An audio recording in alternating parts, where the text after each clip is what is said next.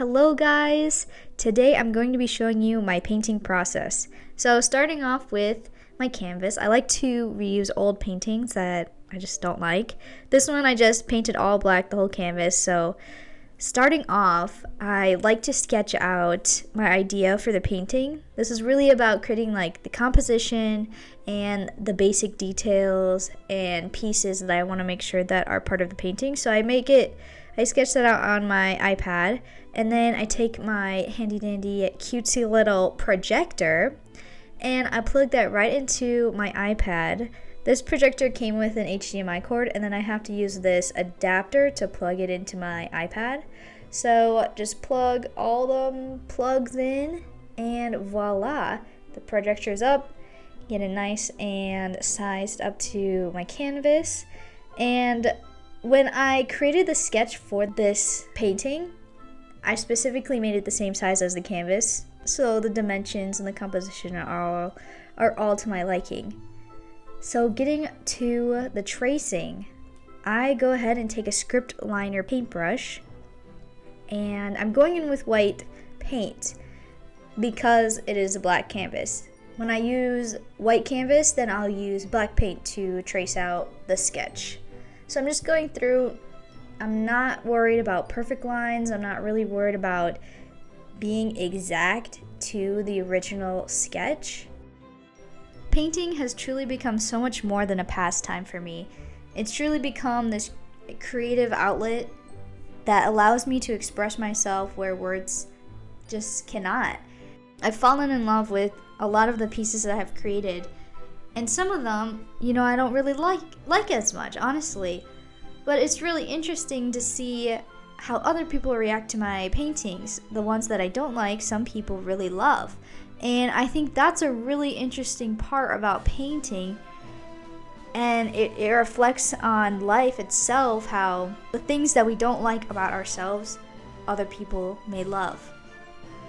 And realizing that really opens up this freedom in your soul where it's okay to love the things that you may not really like.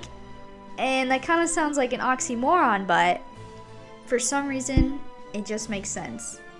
And for some reason there's so much to learn from painting, and I'm truly an advocate for painting, so I hope you're enjoying this video so far. After all of the prep, it's finally time to paint. So for this piece, because it is an all black canvas, I decided I want to create a black and white painting. So I'm just going in and I'm starting with the background.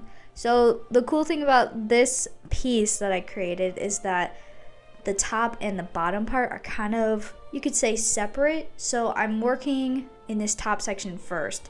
So background would be this moon, and then I go up a layer and it's like the sky, and then a layer up would be the clouds. The last part I'm going to be doing is the dragon, because there's some overlay of the claws and feet on top of the tower, so that'll be the last thing I do. So as you can see here, this is the bottom part. So the background is this misty, kind of spooky, foggy area. So I'm just going through doing that, and I'll move up onto that little rocky area, and then there'll be a water, and then another rocky area. So it's important to think of your paintings as layers. One thing I have really found working with my iPad, so I have Procreate, and I have created paintings with different mediums on the iPad, but just learning from the iPad is really interesting. I've learned a lot of different techniques. I've also learned a lot of techniques to kind of find my own style too. And the most interesting part with Procreate is that when you paint on there, you paint it all in layers.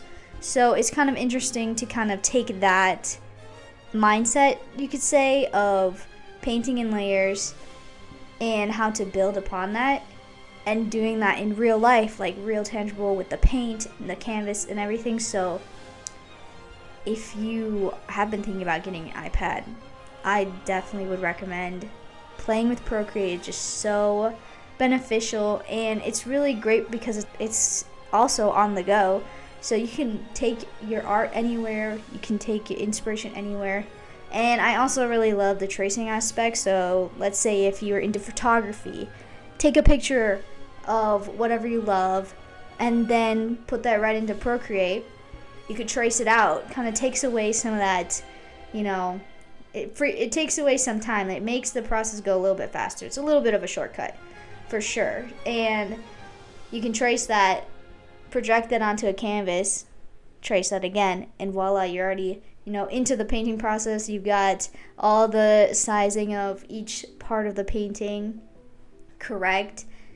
Yeah, it's just a really cool tool. I think it's a really helpful tool. It's definitely helped me in learning and also speeding up my process.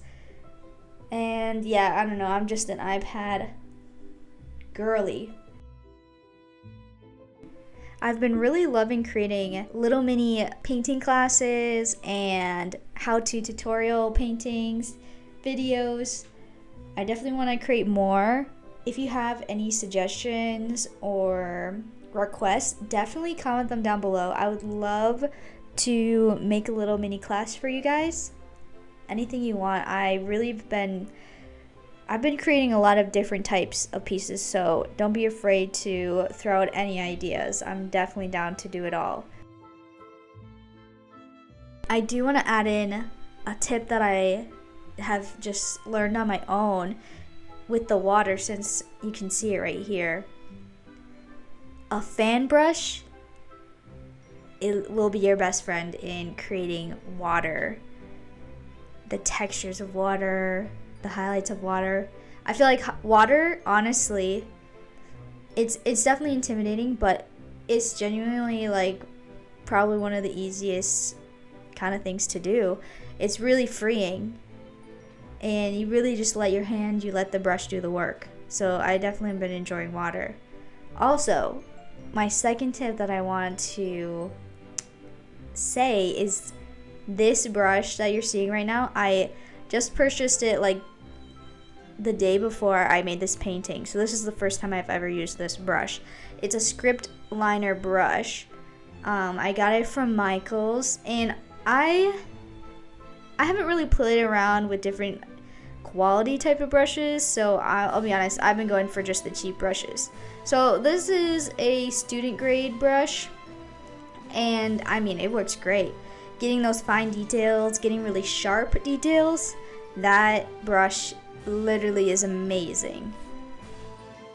Lastly, finish your painting off with a nice varnish, and voila, you have successfully created a painting. Painting honestly is not as difficult as it seems. It's intimidating. There's so many different parts of it, so many different layers, but if you're able to break it down and create a step-by-step process, painting becomes this therapeutic, creative, beautiful pastime, and I'm just falling more and more in love with it. I hope you guys enjoyed this video, and go enjoy your painting.